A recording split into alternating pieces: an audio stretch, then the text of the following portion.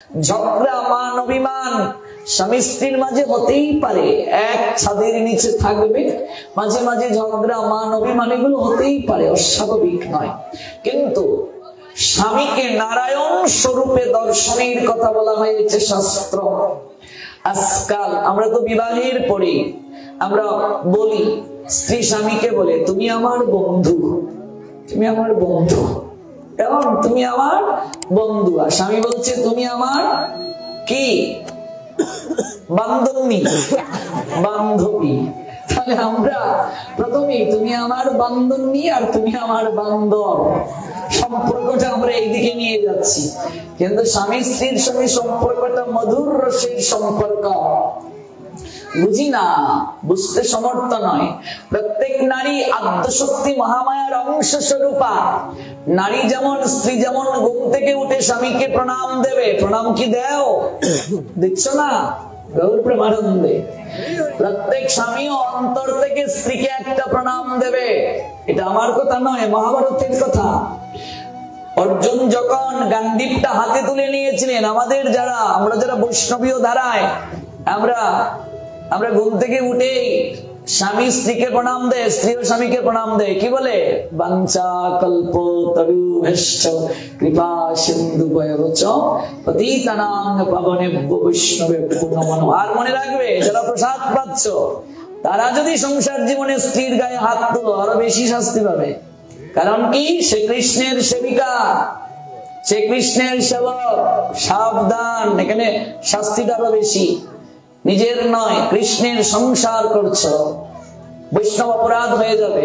হয় কি কখনো গায়ে হাত তুলে কেউ? গৌর প্রেমানন্দে না করছে। কারণ কি? কারণ তারা কৃষ্ণের সংসার করছে। কৃষ্ণের সংসার করো, ছাড়ো অন্য কাম। এখানে শাস্তির পরিমাণটা আরো বেড়ে যাবে। কারণ তারা কৃষ্ণের সংসার করতে প্রতিজ্ঞাবদ্ধ। এই যে বৈদিক বিবাহ করেছে, অগ্নিকে সাক্ষী রেখে যে সত্য পাক দিয়েছে, সেখানে প্রতিজ্ঞায় আবদ্ধ হয়েছে কৃষ্ণের সংসার করবে। অর্জুন যখন গান্ডীবটা হাতে তুলে নেবেন, এর আগে পাঞ্চালীকে একটা প্রণাম দিলেন। রুক্মিণীর ভাই, তিনি বলছেন, হে মূর্খ, তুমি যে ওই নারীকে প্রণাম দিলে, যদি তুমি ওই স্বয়ংবরে জিতে যাও, ওই নারী তো তোমার স্ত্রী হবে। তুমি স্ত্রীকে প্রণাম দিচ্ছ। রুক্মিণীটাকে, রুক্মিণীর ভাই, দ্বারকার যে প্রধান মহিষী কৃষ্ণের রুক্মিণী, সেই রুক্মিণীর ভাই। এবার গোবিন্দ হেসে হেসে বলছেন রুক্মিণীকে যে আপনার হয়তো এই জ্ঞান নেই, প্রত্যেকটা নারী আদ্যশক্তি মহামায়ার অংশ স্বরূপিণী হয়। আমিও অন্তর থেকে আপনার ভগিনী রুক্মিণীকে প্রত্যেক দিন ঘুম থেকে উঠে একটা প্রণাম নিবেদন করি। কৃষ্ণ বলছেন, এই জন্য প্রত্যেক নারী স্বামীকে নারায়ণ স্বরূপে দর্শন করবে। প্রত্যেক স্বামী তার স্ত্রীকে আদ্যশক্তি মহামায়ার অংশ স্বরূপে দর্শন করবে। রামকৃষ্ণ পরমহংসদেব মা শারদাকে প্রণাম দিয়েছিলেন। যদি তাই না হতো, দেখবে বিবাহের কুঞ্জুতে বর যখন বসে, কনে তার চরণে পুষ্প দেয় কি দেয় না? পুষ্প তো গুরু বৈষ্ণব ভগবানের চরণ ছাড়া আর কারো চরণে দিতে নেই। একটা সাধারণ মানুষের চরণে কুঞ্জুতে পুষ্প কেন দিচ্ছে? এই সময় বর নারায়ণ স্বরূপে আছে। বর কি? নারায়ণ। বরকে আমরা নারায়ণ বলছি। নারায়ণের সঙ্গে কে আসে? দেবতা। নারায়ণের সঙ্গে আসে কে? দেবতা। তাহলে মাংস এক টুকরা কম কেন? এই নিয়ে ঝগড়া কেন হয়? তাহলে ওরা কি নারায়ণের সঙ্গে বরযাত্রী দেবতা এসেছে না অসুর এসেছে? কি এসেছে? অসুর। আচ্ছা, নারায়ণ বলে চরণে অঞ্জলি দিল, প্রণাম দিল, পরিক্রমা করলো। এই যে পাক দিচ্ছ, এটা পরিক্রমা করলো। আর ওই নারায়ণকে কুঞ্জুর তল থেকে নামানোর পরে মাছের মাথা দিয়ে সেবা দিচ্ছে। আর নারায়ণের সঙ্গে যারা বরযাত্রী এসেছে সবাইকে মুরগির ঠ্যাং খাওয়াচ্ছে, ছাগলের ঠ্যাং খাওয়াচ্ছে। তাহলে এই নারায়ণের সঙ্গে যারা বরযাত্রী, ওরা কি দেবতা না অসুর? বুঝে না। আপনি এমনিতে মাছ খাচ্ছেন, গীতায় 3 প্রকার আহার আছে, সাত্বিক, রাজসিক, তামসিক। আপনি পারেন না, তামসিক খাবার খাচ্ছেন, শাস্ত্র নিষেধ করেনি, তবে শাস্তি হবে আপনার। আপনি রাজসিক খাচ্ছেন, খান, শাস্তি হবে। আপনাকে গলা টিপে ধরা হয়নি যে আপনি সাত্বিক খান, ধীরে ধীরে আসুন। কিন্তু এই বিশেষ অনুষ্ঠানগুলোতে আপনি মাছ মাংস খেতে পারবেন না। এখানে গলা টিপে ধরেছে শাস্ত্র। প্রথম অনুষ্ঠান, শ্রাদ্ধে মাছ মাংস করা যাবে না। দ্বিতীয়, বিবাহে মাছ মাংস করা যাবে না। অন্নপ্রাশনে মাছ মাংস করা যাবে না। এগুলোতে শাস্ত্র আপনাকে গলা টিপে ধরেছে, কারণ এগুলো যজ্ঞ, যজ্ঞে মাছ মাংস হয় না। আপনি এমনিতে খাচ্ছেন, খান, ধীরে ধীরে আপনি আসুন। সাত্বিক আহারে প্রসাদ বুঝে আপনাকে হতে হবে অবশ্যই, নতুবা ভজন হবে না। আপনি আস্তে আস্তে আসুন। কিন্তু এই অনুষ্ঠানগুলোতে আপনি এমনিতে আমিষ খেলেও আপনি কখনো আমিষ করতে পারবেন না বিবাহে। তাহলে বিবাহ আর যজ্ঞ রইল না। বুঝি কি আমরা? কুঞ্জুটা, এই যে কুঞ্জু বানিয়ে বরকে বসালাম, পরিক্রমা করলাম, বিন্দুকে কেন্দ্র করে বৃত্ত অঙ্কিত হলো, বর নারায়ণ স্বরূপে বসেছে, কনে চক্রাকারে ঘুরছে, অগ্নিকে সাক্ষী রেখে প্রতিজ্ঞা করলো আজকে থেকে আমরা কৃষ্ণ কেন্দ্রিক সংসার করব। নারায়ণ স্বরূপে চিন্তা করলো। সঙ্গে যারা উঠেছে সখীরা, ওরা বৌদিদি নয়, পিস্তু ভাই বউ, কাকাতো ভাই বউ, এগুলো না, ওরা সখী। ওরা উঠলো লক্ষ্মীর, ওরা সখী রূপে। অথচ আসর থেকে নামিয়ে, বিয়ের কুঞ্জু স্থল থেকে নামিয়ে তাকে মাছ মাংস দিয়ে খাওয়াচ্ছে। আবার বলছে এটা যজ্ঞ। আবার দেখবে প্রেমধ্বনিও দেয়। প্রেমধ্বনি দেয় কি দেয় না? আবার বলে এই যে বিবাহ, এই যে বিবাহ, শুভ বিবাহ, শুভ বিবাহ, দেখো দেখো দেখো, কুঞ্জু কাননে লক্ষ্মী নারায়ণের মিলন। এভাবে একটু পরে পরে ধ্বনি দিচ্ছে, আর এদিকে মাংসের গ্রামও চলছে। কি আশ্চর্য! আপনি যে অনুষ্ঠানটা করছেন, এই অনুষ্ঠানটা সম্পর্কে একটু চিন্তা করুন তো। এই অনুষ্ঠানটা কি? এটা কি, কিসের জন্য হচ্ছে? এই বিবাহটা কি? এই যজ্ঞটা কিসের জন্য? কাজে এই বিশেষ অনুষ্ঠানগুলোতে হয় না। এক হচ্ছে শ্রাদ্ধে মাছ মাংস হয় না। ভাগবতের 7ম স্কন্ধ 15তম অধ্যায় 7 নম্বর শ্লোকে নারদ যুধিষ্ঠিরকে উদ্দেশ্য করে বলছেন শ্রাদ্ধে আমিষ নিষিদ্ধ।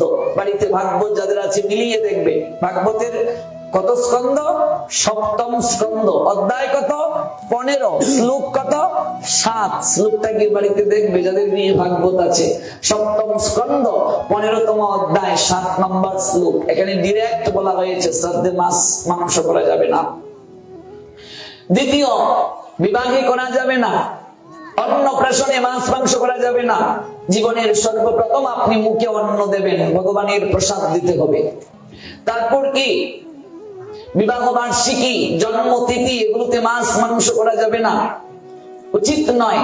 অবশ্যই এগুলো ভগবানের নিবেদিত প্রসাদ হতে হবে। এটা যজ্ঞ। যজ্ঞের কার্য কি? ভগবানের সন্তুষ্টি বিধান। বিষ্ণুর সন্তুষ্টির জন্য যজ্ঞ করতে হয়। কাজেই প্রত্যেক নারী আদ্যশক্তি মহামায়ার অংশ সদৃশা। প্রত্যেক পুরুষ তিনি হলেন ভগবান শ্রী নারায়ণ স্বরূপ। এটাই আমাদের শাস্ত্র শিক্ষা দেয়, এটাই আমাদের চিন্তন করা উচিত। এর বাহিরে যদি কেউ যেতে চায়, অবশ্যই অতি অবশ্যই তাকে শাস্তি পেতে হবে, যন্ত্রণা পেতে হবে, কষ্ট পেতে হবে। আর কেউ যদি এটাকে ভাইলেট করে, ধর্ম মানে কি?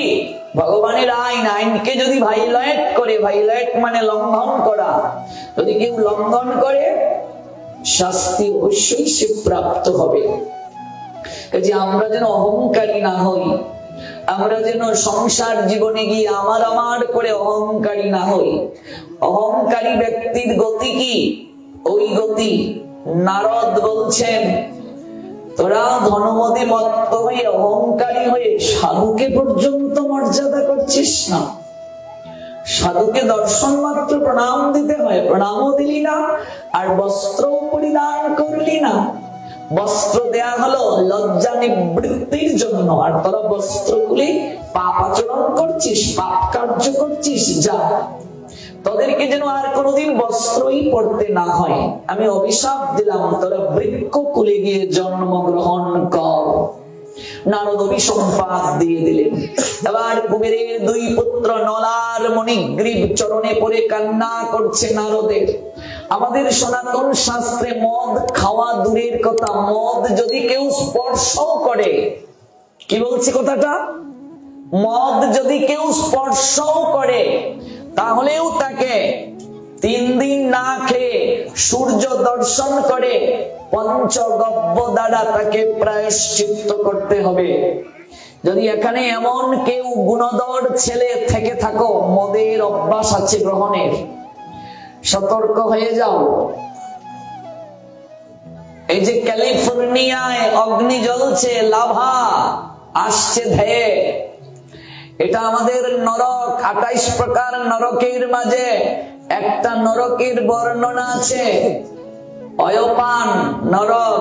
যারা মদ গ্রহণ করবে, জীবন দশায় যতটুকু মদ খেয়েছে তার থেকে কোটি গুণ অগ্নির লাভা ভেতরে ঢুকিয়ে দেয়া হবে। কিছু কুলাঙ্গার দল আছে, ওরা বলে কালী পূজায় মদ লাগে। কোথায় পেয়েছো এগুলো? মদ ছাড়া নাকি কালী পূজা হয় না। মদকুর পূজা করলে তো মদ লাগবেই। যেখানে ভাগবতী বলা হয়েছে কলি থাকে, যারা পশু হিংসা করবে তাদের সাথে, নেশা জাতীয় দ্রব্য সেবন করলে তাদের সঙ্গে কলি থাকে। অবৈধ মৈথুন কার্য যারা করবে, অবৈধ যৌন সঙ্গ, বিবাহের আগে বিবাহের পরে, বিয়ে করার পরও যদি কোনো বর কোনো স্বামী অন্য নারীর প্রতি আকৃষ্ট থাকে, কোনো নারী অন্য পুরুষের প্রতি আকৃষ্ট থাকে, তাহলেও তাকে অবৈধ সঙ্গ বলা হয়। এই অবৈধ সঙ্গ যারা করবে কলি তাদের সঙ্গে থাকবে। জুয়া জাতীয় খেলা, তাস পাশা, দ্রুত ক্রীড়া ইত্যাদির সঙ্গে কলি থাকে।